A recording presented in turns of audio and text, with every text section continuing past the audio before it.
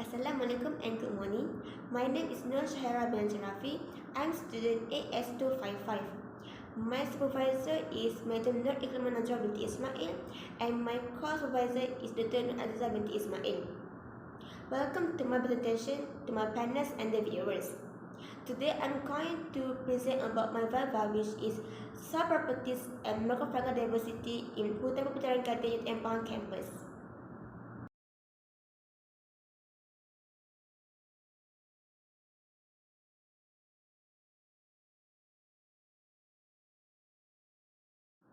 The growth of macrofungi is related with the property of soil depending on the content of chemical substances within the soil existing in Hutan Peputaran Gading UiTM campus, where this research will conduct.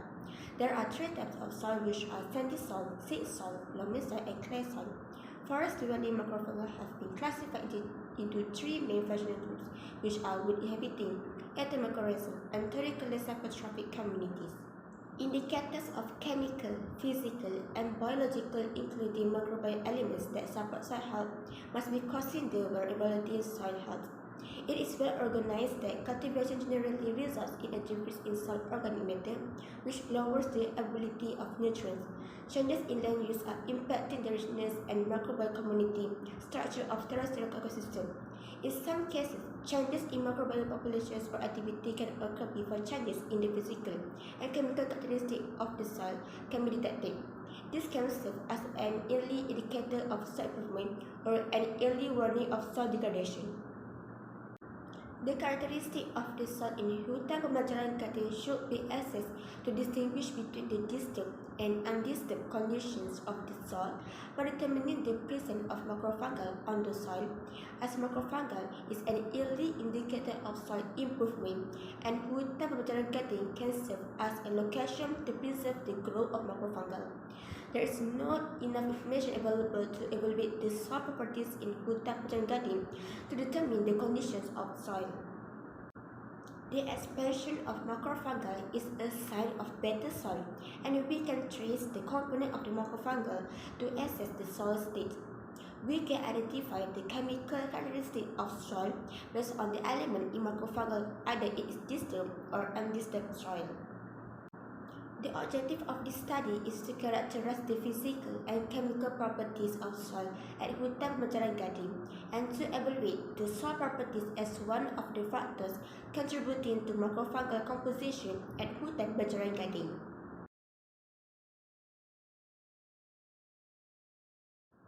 Foresters have traditionally been interested in understanding the chemical and physical qualities of soil to assess a site's potential and boost forest productivity.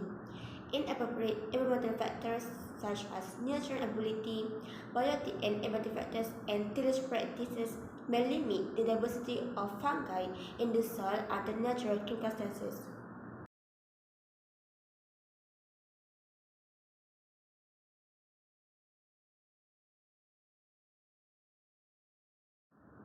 Sampling collection and preparation is the first step to collect the 19 soil samples in Hutan Peputaran Gading, and here is the set of coordinates of soil samples that have been collected.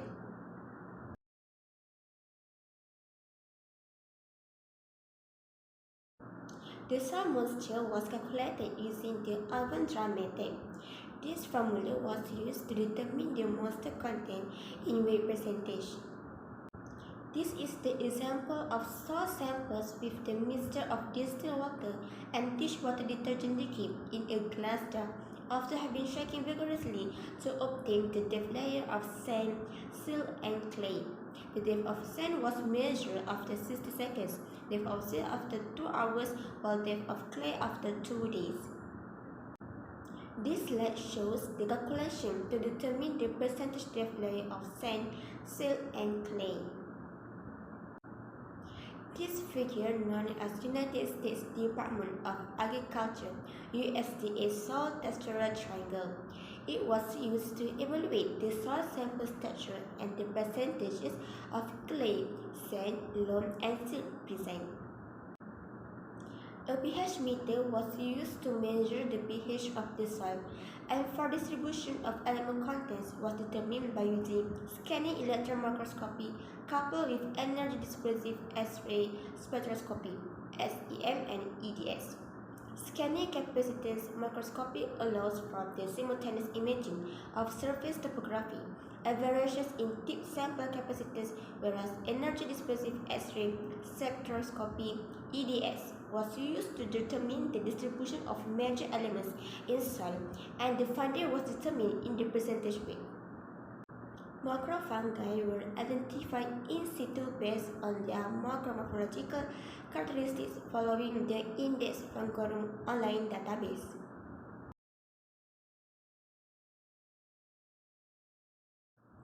The pH values of the soil samples were slightly acidic to neutral, ranging from 3.6 to 6.8. The highest pH value, 6.8, was observed at site 7, 8, and 9. Basic elements like calcium, magnesium, and potassium present may have increased the pH of the soil. The lowest pH value, 3.6, of the soil was observed at site 15, maybe due to the presence of cations such as aluminum and manganese from the soil. With respect to the moisture contents, the values range from 12.19 to 33.0. The lowest moisture content, 12.19, was observed at site 16. Site 16 was a site with less vegetation and near to the main entrance of Hütte Garden. Therefore, low moisture content at this site, probably because of the long exposure to sunlight, resulting in higher temperature and a dry soil. In contrast, the highest value, 33.0, was at site 7, probably due to the high vegetation, a lot of different tree species that cover the area. Therefore, this site was less exposed to the sun directly, further maintaining the soil moisture.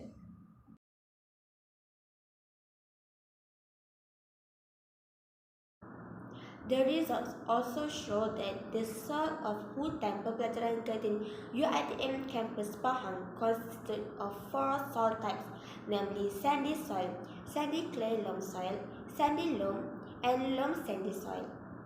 The forest was predominated by sandy soil, of which 9 out of 19 soil samples were sandy soil.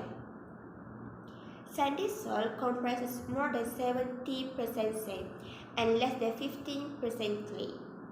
The second dominant soil type was sandy loam. This soil type often contains 60% to 70% sand, 10% to 20% silt, and 10% to 20% clay. Loamy sand has up to 90% sand, 0% to 15% silt, and 0% to 15% clay, whereas sandy clay loam commonly composed of 45% or more sand, less than 28% silt, and 20 to 35% clay.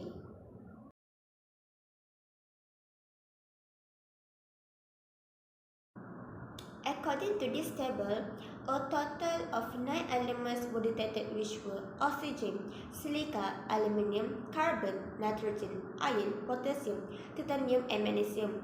Among these elements, carbon and oxygen were the most common trace elements detected.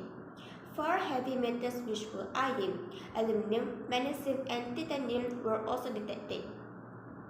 However, the amount of these elements was low and of concern.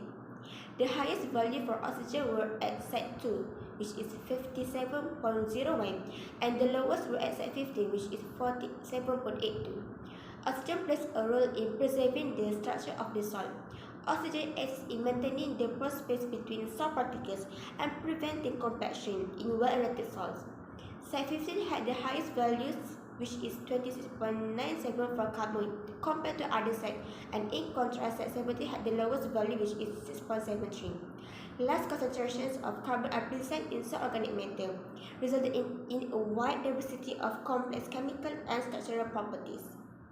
For silica, site 5 had the highest value, which was 31.87, and site 7 had the lowest value, which was 23.02. By tying soil particles together, promoting saturation and strengthening soil stability, silica contributes to soil formation.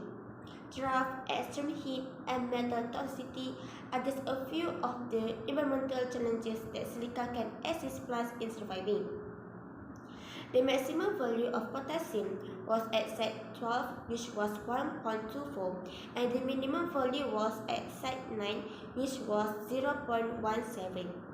Potassium is a major nutrient in the soil for promoting wholesome plant development, nutrient absorption, and stress tolerance. The greatest value for nitrogen was at site 12, which was 1.33. No nitrogen was detected at site 3, 16, and 19. Nitrogen is also a major nutrient for soils, same as potassium. The availability and balance of nitrogen in the soil are influenced by nitrogen cycling processes, including nitrification and denitrification, which have an impact on soil fertility and nutrient cycling. As mentioned before, there were 4 heavy metals, namely aluminium, iron, titanium, and magnesium were found at the certain sites. Aluminium may occasionally help produce soil aggregates and have an impact on the structure of the soil. Numerous enzymes involved in fungal metabolic processes depend on iron as a critical component. These enzymes are made active and stable by iron, which enables fungi to carry out necessary metabolic functions. For a large number of enzymes involved in fungal metabolism, magnesium serves as a cofactor. Although it usually only occurs in tiny levels, the element titanium is found naturally in soil. Titanium can aid in the stabilization and aggregation of soil.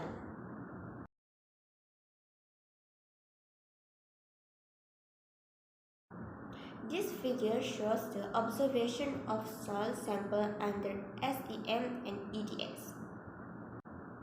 The most common macrofungal groups at hutan perputaran gading UiTM Pahang were Boletalis and Russulalis. Boletalis species, Trabalomaceae species, and Russulalis species are among mycorrhizal fungi from Boletalis that can be found at site 1, 2, 3, 4, 5, 6, 7, 8, 9, and 15.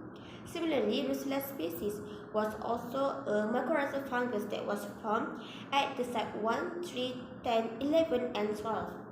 Both groups serve as illustrations of the exchange of nitrogen and carbon in fungi and plants. Although mycorrhizal fungi were present at site 3, but no nitrogen was detected, which was probably due to leaching or runoff. Agaricalis from the genera Lacaria, Amanita, Inocybe, Entomoma, and Hygrocybe were found at site 3, 12, 14, 16, 17, 18, and 19. Lacaria species was found at site 14 near the river. This species prefers moist and sandy soil and could grow on soil that is tolerant to flood and considered as hydrophilic fungi. According to Satiraj et al. 2023, the fungal community thrives in sandy soils. Therefore, certain Lacaria species have been observed to flourish in sandy soils, which include a greater percentage of sand particles. Sandy soils typically have high drainage and aeration, which can be helpful for Lacaria to grow. There were no group of macrofungi at site 16, 17, 18, and 19 other than Agaricalis. Entomoma species was found at soil at site 16, 17, and 18. This species is a saprophyte. Based on the observation of Molesky et al. 2022, in soil loaded with organic materials, saprophytic fungi took over as the dominating species. Although a number of species of Amanita were recovered at several sites, 2 species of Amanita species were constantly found at site 19. This site had acidic soil with a pH value of 5.2. This shows that both Amanita species prefer to grow on acidic soil.